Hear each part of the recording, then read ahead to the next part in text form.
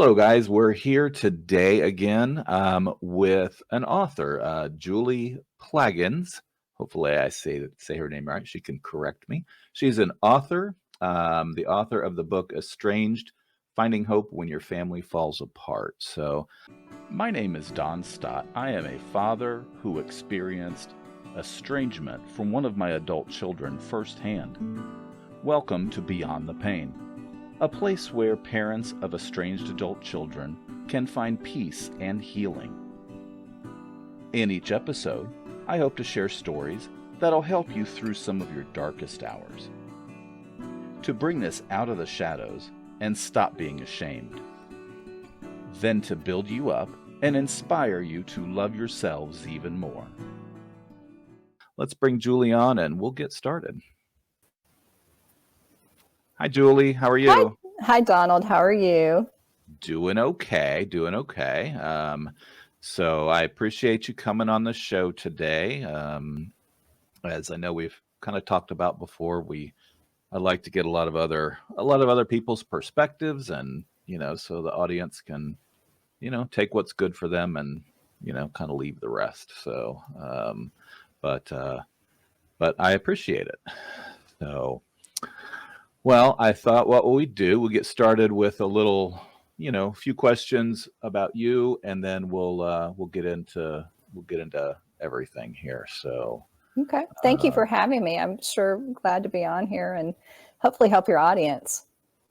That's the idea. We're all, as you know, because I know you've gone through it too. Everybody's going through a different stage of this, and just hopefully, if it helps one or two people, that's the goal. So absolutely. All right, so I guess first, why don't we find out a little bit about you, about Julie and your family? How whatever you feel comfortable sharing. Okay, well, let me tell you. Let's see. Well, my last name is Plaggins. Okay, thank you. But yes, I grew up in Dallas, Texas, and I grew up in an Italian family, and my dad owned an Italian restaurant. And my grandfather owned it before my dad, and it started about in the 40s. And then my dad took it over in the 60s when my grandfather was out of town. He remodeled, unbeknownst to my grandfather. Oh, my. And, yeah. And subsequently, that started the first nightclub in Texas. Oh, and wow. It was a success overnight. And my father was like 23, 24 and became an instant millionaire. And so I grew up in a pretty wealthy family. I lived in kind of the Beverly Hills of Texas. It's called Highland Park, and it's in Dallas. And my parents basically had everything they wanted, everything they could ever dream of. They traveled and had a huge house, and they were pretty unhappy. And my dad, I think, in a day of crisis, cried out to God and asked God to, is this all there is? And it wasn't but a couple of weeks later that he was going to make a commercial for the restaurant, and the commercial that was down at a TV station that was Channel 39, and it had just been bought by Pat Robertson, and so they were praying in the room, and he was watching them outside on the monitor praying, and he was kind of mad because they were running late. And so when he got in there, he kind of mocked them and said, "Why are you praying? I'm late. We need to get this done." And they said, "Well, why don't we pray for you?" And so they grabbed hands with them and started praying, and something happened to him.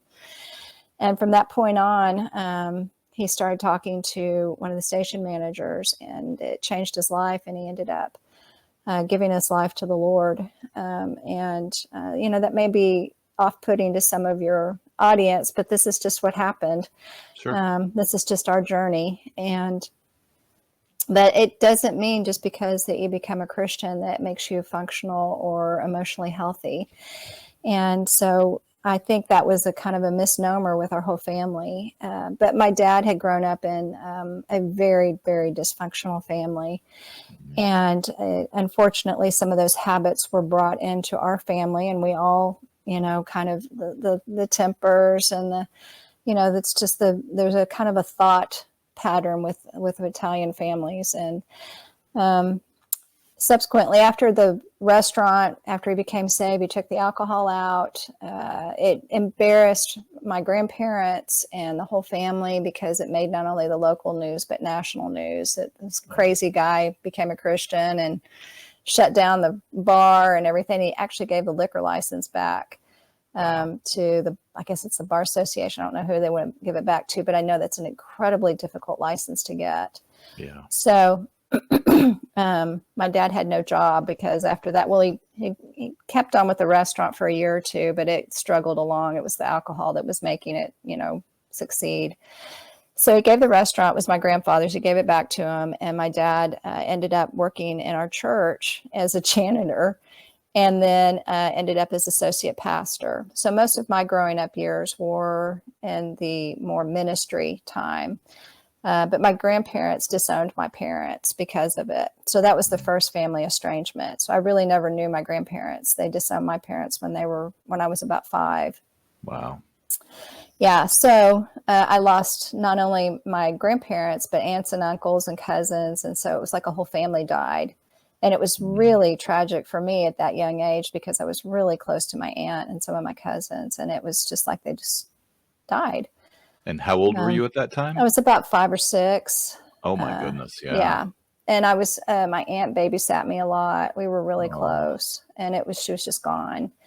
My parents also had housekeepers and maids, and I was really close to them, and they all disappeared too. So it was like an enormous amount of people just disappeared from my life at one time. And I didn't know, I thought it was me. I thought I'd done something wrong. Maybe that, I was just a bad kid and I, wasn't loved or I wasn't lovable. But my parents were hurting and they didn't know how to process it, much less could they help me and my sisters process it. So I don't blame them. I mean, that was pretty tragic for them they lost their job, their money. They ended up losing their huge house. They lost everything. Wow. So anyways, when my dad ended up as the associate pastor of actually 2 mega churches here in Dallas, and my growing up years, as I said, were in ministry. And so we were pretty much in the public eye all the time. I grew up in a fishbowl, so everything was watched, and you have a lot of expectations from parents when you are in ministry, and you really can't make mistakes without everybody else knowing them. Sure. So my sisters and I were pretty much role model kids, and I grew up thinking I was pretty great. I was a great high achiever. I, did great in school. I, never partied, never drank, never smoked, never did anything that was naughty. And I was pretty darn self-righteous. And so the thought of I was not really allowed to talk back, or I grew up in a pretty strict household. So it was, there was one way of doing things, and that was the way that we were to do them. And after a while, that kind of takes a toll. You start stuffing, and you start just internalizing, and there was also a lot of dysfunctions going on in our family. There was a lot of tempers, and all of that got swept under the rug. I know my parents didn't know how to deal with some of the things that they had brought in from their previous life. And I want to say I was not molested in any way. So that was, my sisters and I did not have that problem. It was more on the tempers, that side. It was, if I could explain how incredibly dysfunctional my grandparents were, Italians, my dad went to Las Vegas all the time. Does that kind of give you any idea of what was going on? Yeah. So breaking away from that was pretty rough. But anyways, so after I went to college, I realized that my family was different from a lot of other families. I was not allowed to spend the night hardly with anybody. I just didn't realize how much, I guess, control was over our lives until I left. And I realized that I started really just thinking about it, and there was nothing I could do, and I was gone most of the time anyways. But then when I came back, and then I ended up getting married and really engaging with my parents again, it felt like that I was still under their roof and that things had not changed. And I felt like that I had to make 3 people happy: my mom, my dad, and my husband. And then, of course, I had 2 kids, Right. and it just got to be too much. So I was very stressed out, and there was a lot of, I guess, anger and a lot of discussions because I wasn't doing everything they wanted me to do. And over time, I ended up getting sick, and I lost about 30 pounds in a couple of months.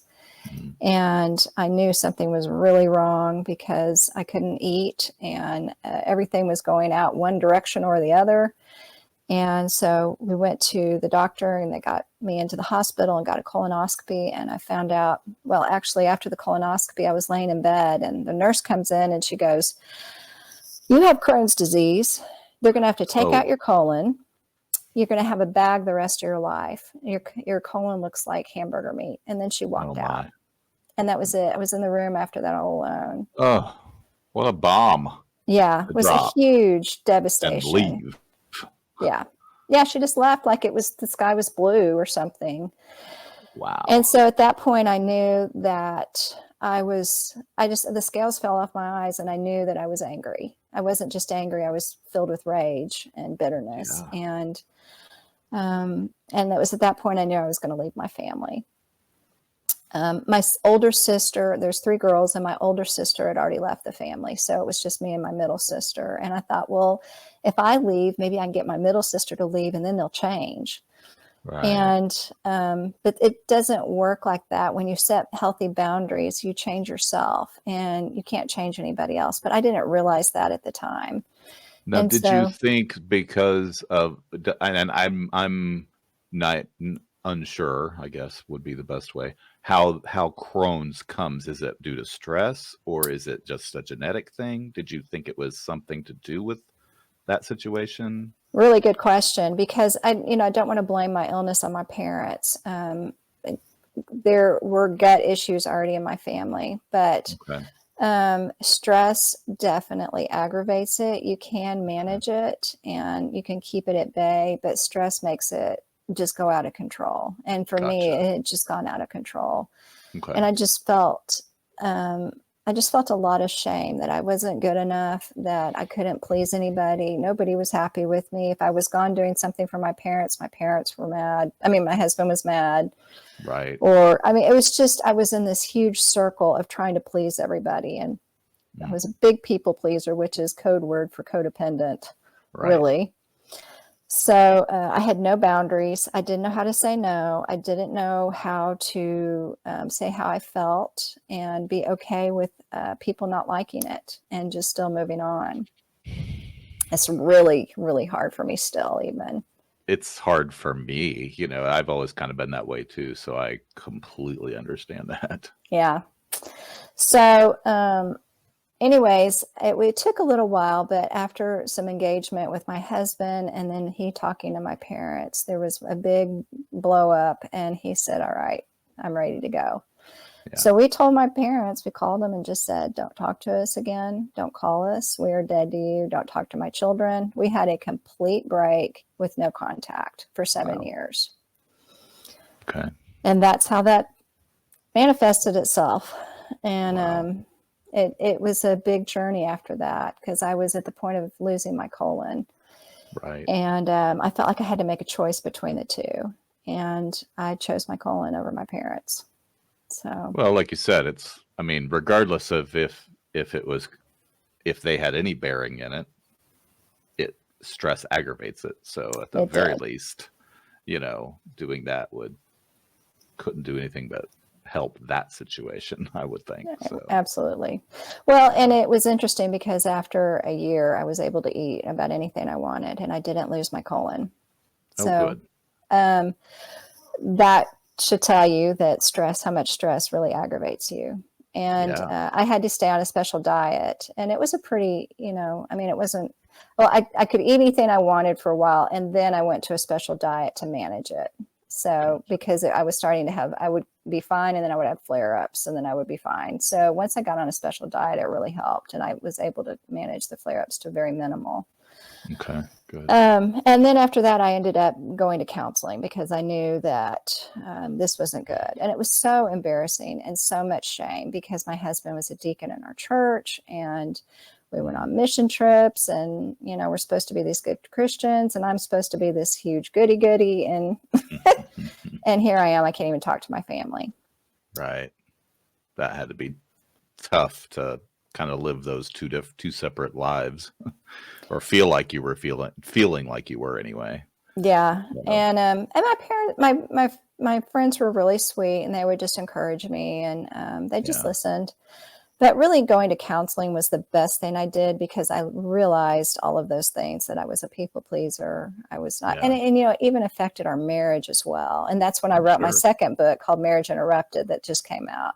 Oh, cool. The first one in my book is Estranged, and it's really about my family estrangement. And then the second book is really about how the family estrangement affected my marriage, a few other things too. But Okay. it bled in all of my relationships because I realized it was me that had to change. I didn't have the control over anyone else but me.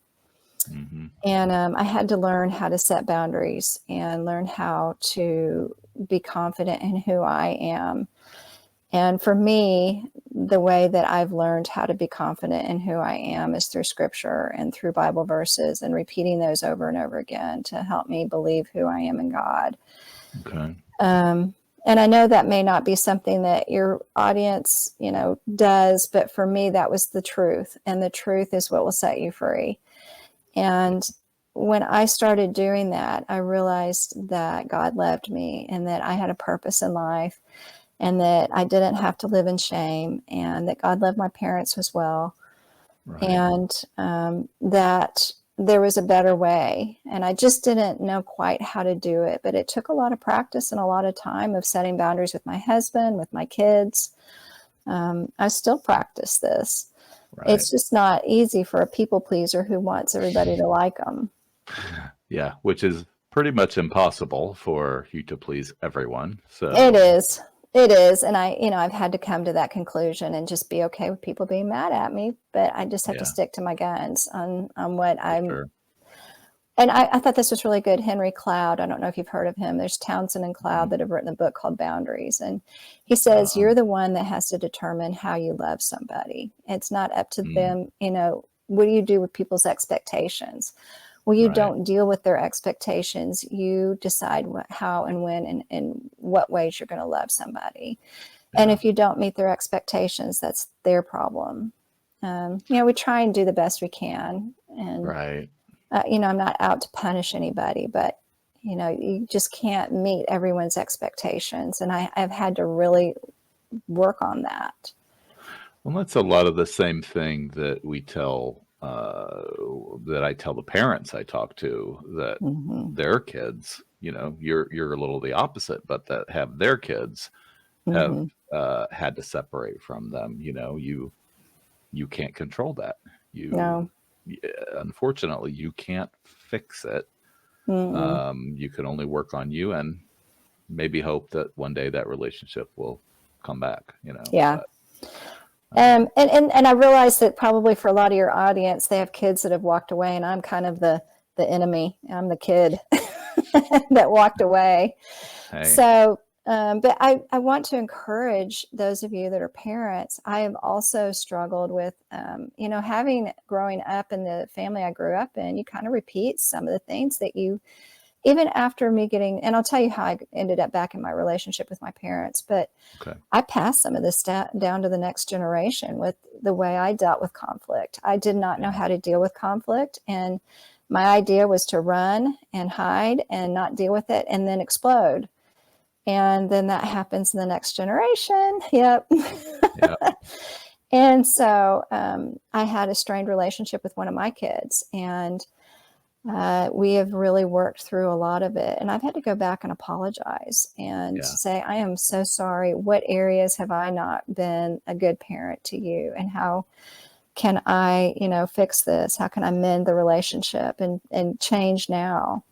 Yeah. Because I did not want this to go a third generation. And unfortunately, these behaviors are learned and they're strongholds in our families. Very much. Yeah. So, but anyways, back to my story.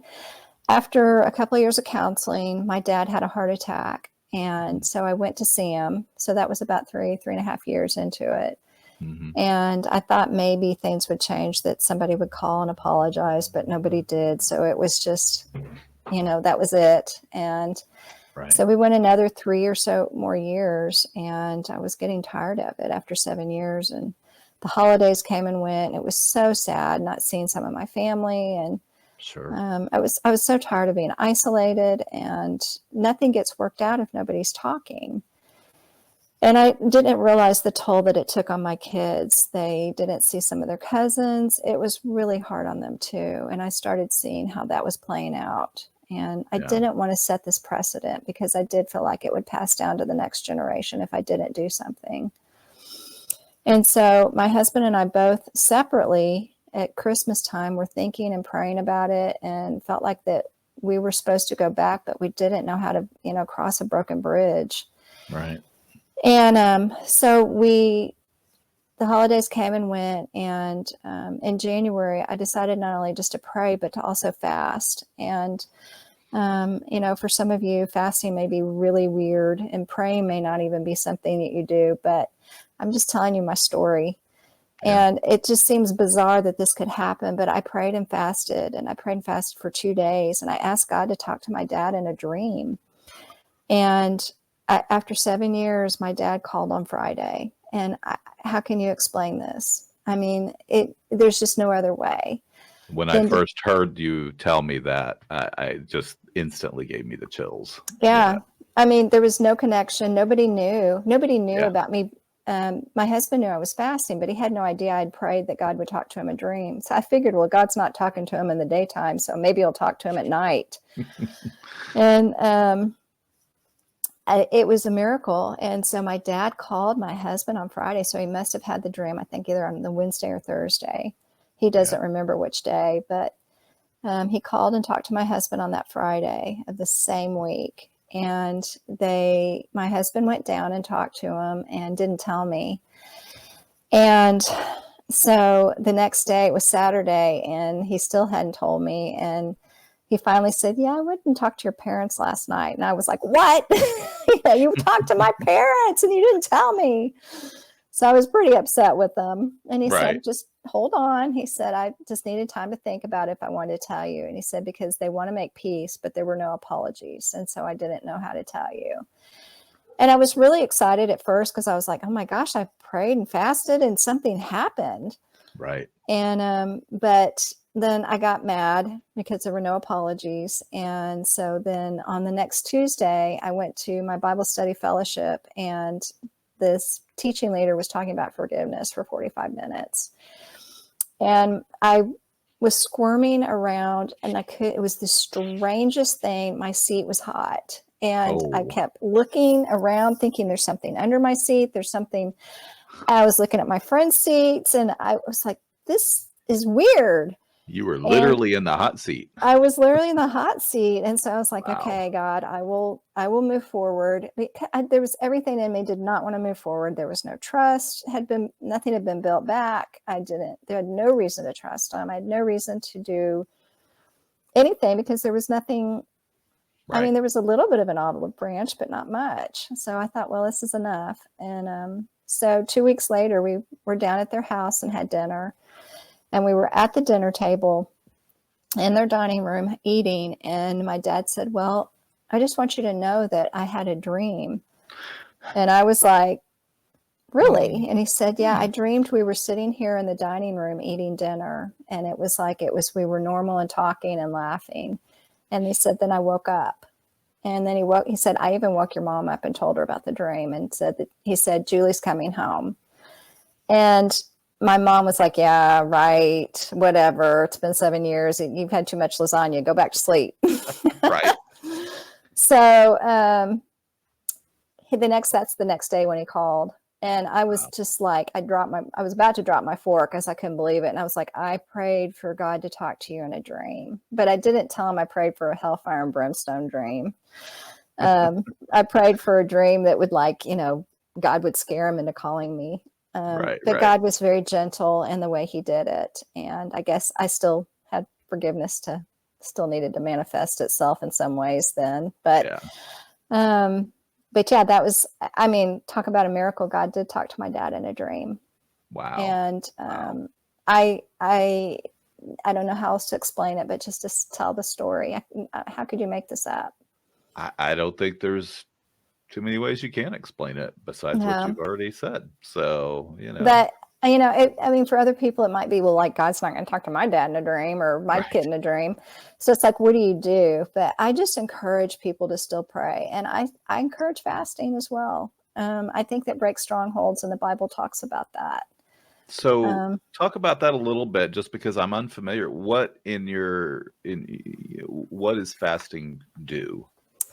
well, if you look at the Bible, there's scriptures that talk about fasting, and let's Okay. see, in Joel, I'm just going to read some of these. Okay. Isaiah 58:6, it says, "It's not the fast that I have chosen, to loose the bonds of wickedness, to undo the heavy burdens, to let the oppressed go free, and that you break every yoke."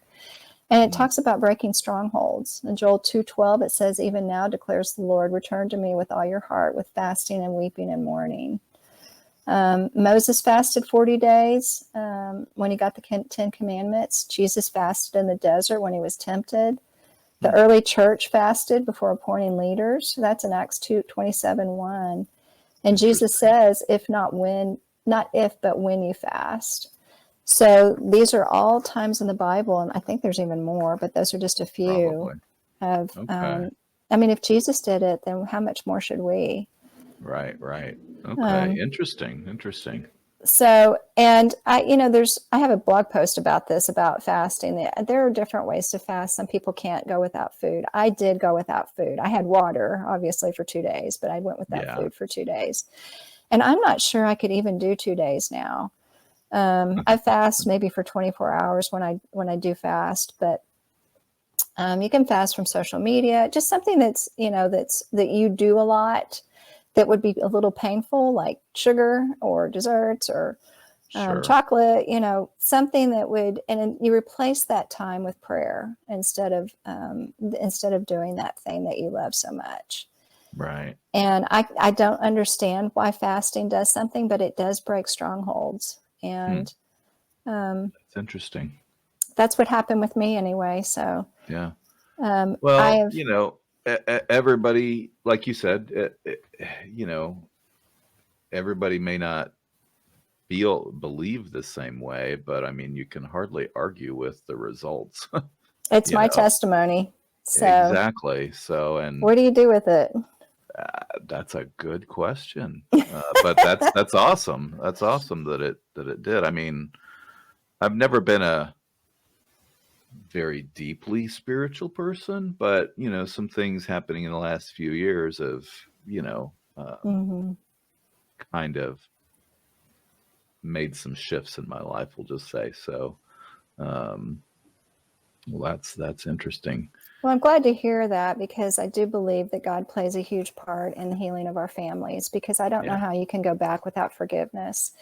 And yeah, I, on my own, could never really muster up enough forgiveness right. and maybe my parents probably couldn't either without God being involved in it, because I believe that God gives us the power to forgive. And that's something that we've had to do. It's not easy when you go back into your family system, because chances are the system hasn't changed and you're the one that has to change.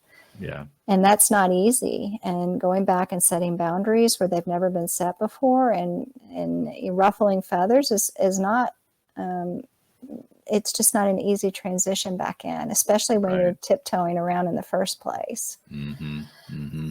So, I think that the foundation of forgiveness is truly, and reconciliation. So I say forgiveness is about and this is, I'm sorry, I got this from June Hunt, so I don't want to take her words, but she says forgiveness is about the offense, and reconciliation is about the relationship. And you can forgive without going back and reconciling. Right. But the Bible commands over and over again to forgive. And I've looked for loopholes and they're not there. I have read the whole stinking Bible and there are That's no funny. loopholes.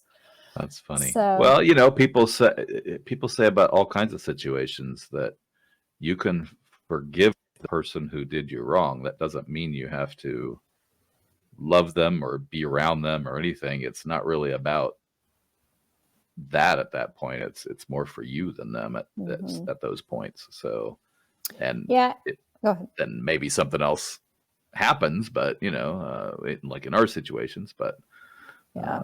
but yeah, Well, interesting. and an interesting thing about the healing in my body is that when I went back to the relationship with my parents, I was still on medicine and still doing the diet that I was on. So I was managing my health, but I Right. wasn't well. And it was amazing. After I started forgiving them, I was able to wean off my medicine. And I've been off of my medicine for years now. And that Wow. is unheard of for somebody who had Crohn's as bad as I did, because they were about to take my colon out. Hmm. I take no medicine for Crohn's and haven't for years, and I can eat whatever I want, really. And I just had this flash in my head of, is that why you got it? Was God testing you in that way so that you would then go down this path, Mm, and stuff? I yeah. don't know. And Interesting. I think that people go, why me? Why does this have to happen to me? And I think how I've answered it is that God wanted to use my story for good to help other people.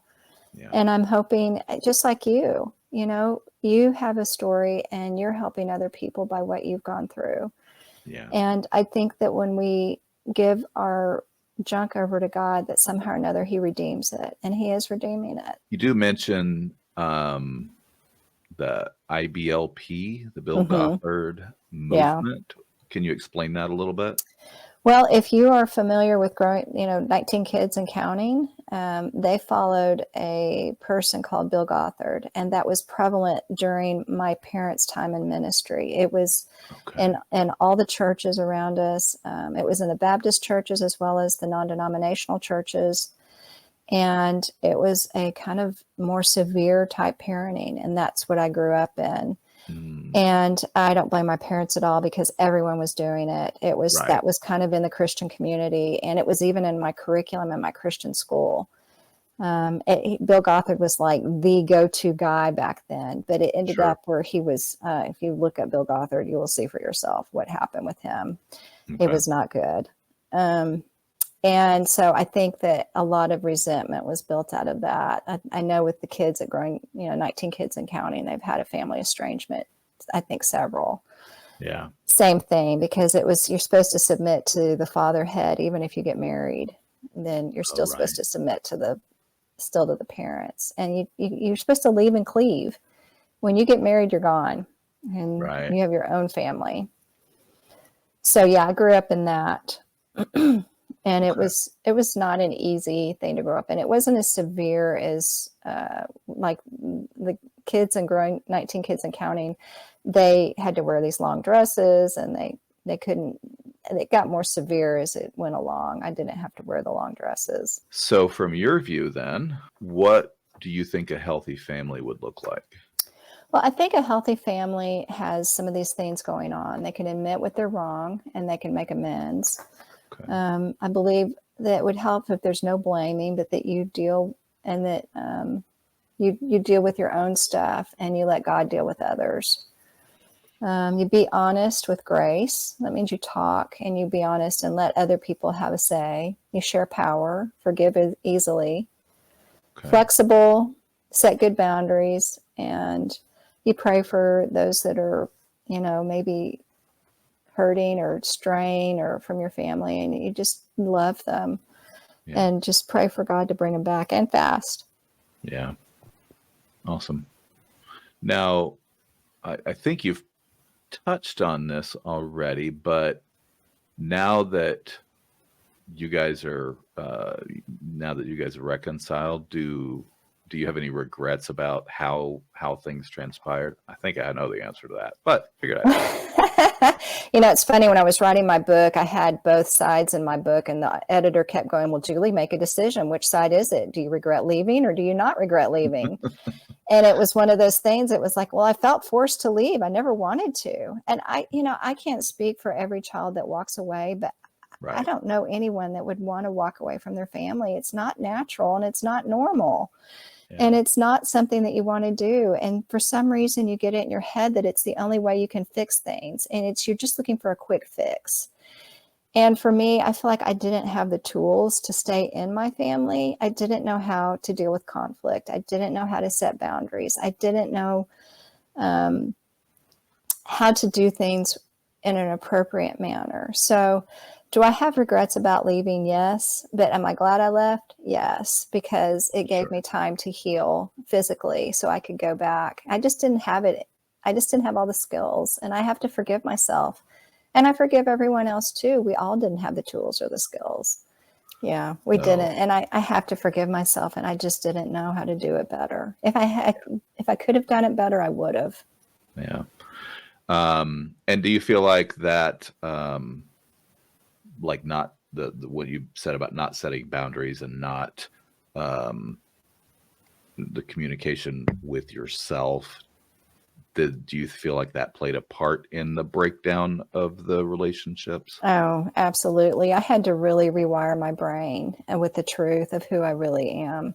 Cool. The lies that were going through my head is I'm worthless, no one loves me, my parents don't love me, I'm not a good daughter.